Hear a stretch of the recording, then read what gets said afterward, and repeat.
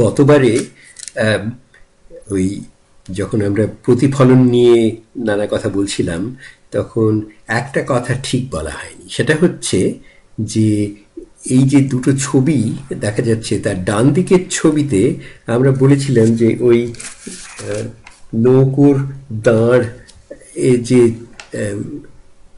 রিফ্লেকশনটা দেখা যাচ্ছে, যে প্রতিফলনটা দেখা যাচ্ছে, সেটা হচ্ছে একটা দ্বিতীয় রিফ্লেকশন। ওই জলে সমুদ্র সূর্যের আলোটা এসে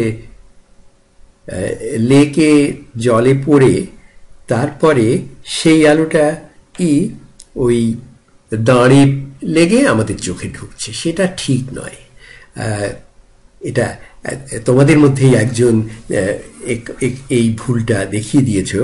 আসল ব্যাপারটা হচ্ছে কি, যে সূর্যের যে রিফ্লেকশনটা আমরা লেকে দেখতে পাচ্ছি, সেটা সোজাসুজি সূর্যের প্রতিফলন সোজাসুজি আমাদের চোখে আসছে।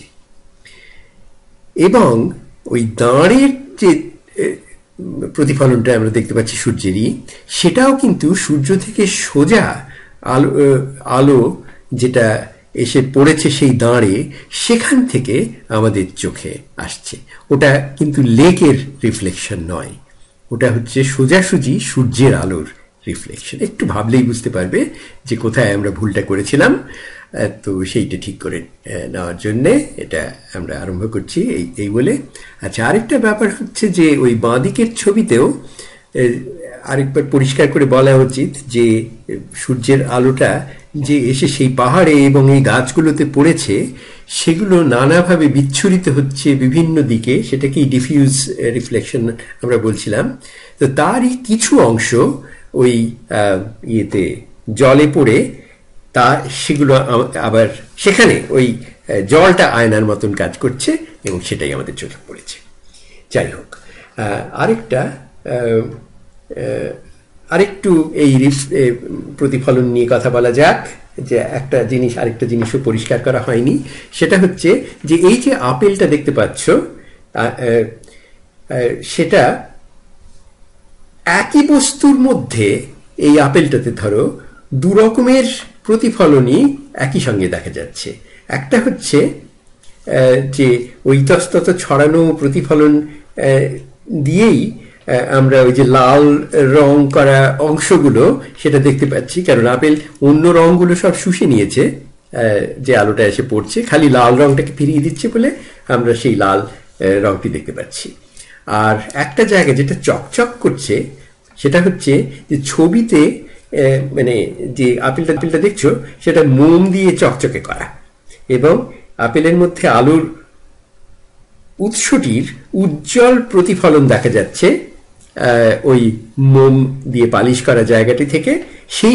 সেই রিফ্লেকশনটা, সেই প্রতিফলনটা আয়না জাতীয়, যেখানে ওই যে একটা ছবি এঁকে দেখানো যাচ্ছে যে ওই আলোর উৎস থেকে যে ওই নিচে নেমেছে আলোগুলো, তারা এসে আপেলের গায়ে লেগে খানিকটা অংশ যে প্রতিফলিত হচ্ছে, সেটা অনেকটা আয়নার নিয়ম মেনেই, শুধু খানিকটা অংশ, কিন্তু সেইটি যা আমাদের চোখে যখন এসে পড়ছে, তখন আমরা ওই চকচকে ভাবটা দেখতে পাচ্ছি।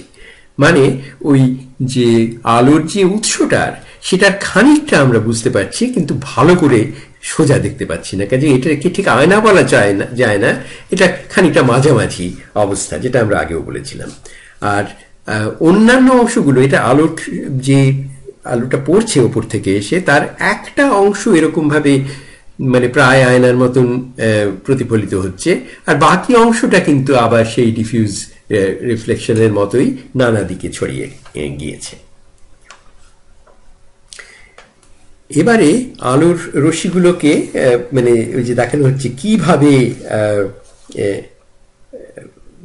প্রতিফলিত হচ্ছে, সেইটা আরো পরিষ্কার করে দেখানো যাচ্ছে। এটা হচ্ছে অনেকটা, এখন বলতে পারো যে আপেলটা, এই চকচকে আপেলটা অনেকটা যাকে কনভেক্স মিরর বলে, মানে অবতল একটা আয়না যদি থাকে, যেটা ওই গাড়ির পাশে যে সাইড ভিউ মিরর থাকে, সেখানে অনেক সময় এরকম আয়না ব্যবহৃত হয়, যেটা অনেকটা জায়গা মানে ছোট করে একটা জায়গার মধ্যে দেখা যায়, কনভেক্স মিরর বলে।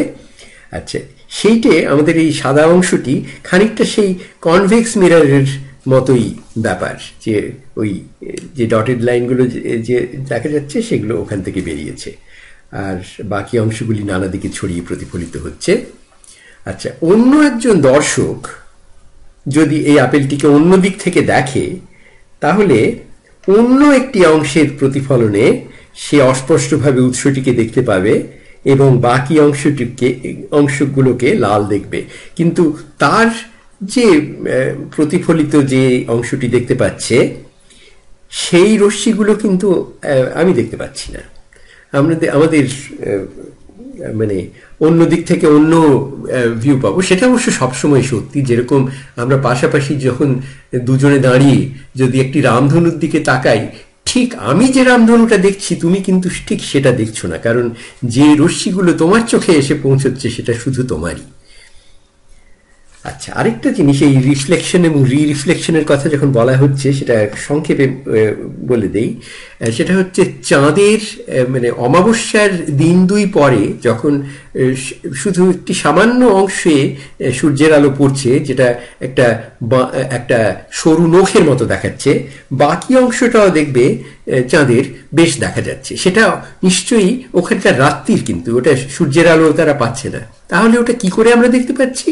সেটা হচ্ছে পৃথিবীর আলো, যেটাকে আর্থ শাইন বলে, সেই যে পৃথিবী ওখানে পড়ে তার রিফ্লেকশন মানে প্রতিফলনটি আমাদের চোখে এসে পৌঁছচ্ছে, সেই জন্য আমরা সেটা দেখতে পাচ্ছি। কাজেই এটা হচ্ছে সত্যি সত্যি একটা রিফ্লেকশনের একটা উদাহরণ। এটা সবসময় আমাদের খেয়াল থাকে না যে এরকম একটা আশ্চর্য জিনিস আমরা দেখছি। মানে ওখানে যদি কোনো দর্শক থাকতো, যে ওই আধো অন্ধকার অংশটিতে চাঁদের, তারা অতি উজ্জ্বলভাবে আকাশে পৃথিবীকে দেখতে পেত। পৃথিবী সেটা পূর্ণ পৃথিবীর মতোই হয়তো কাছাকাছি, এবং যথেষ্ট পরিমাণ আলো সেখানে রাত্রিটাকে অনেকটা বাসযোগ্য করে রেখেছে।